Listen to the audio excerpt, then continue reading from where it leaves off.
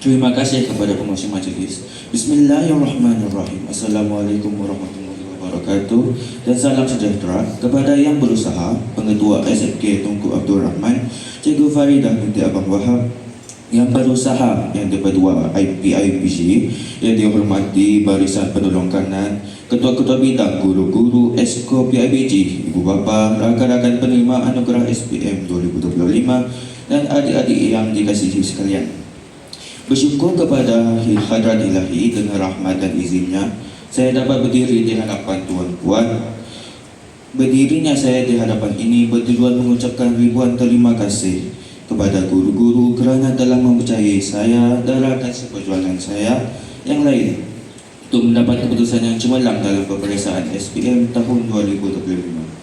Saya juga ingin mengucapkan rasa syukur atas sokongan keluarga saya, terutamanya ibu saya. Semasa saya menduduki peperiksaan SPM lepas, ibu saya tidak berhenti memberi sokongan dan mendoakan saya walaupun dia berada di hospital untuk menjalani operasi pembedahan. Dia menjadi asbab saya tidak pantang menyerah untuk belajar. Seterusnya, saya akan memberi beberapa tips untuk adik-adik untuk mendapatkan keputusan peperiksaan yang diingini.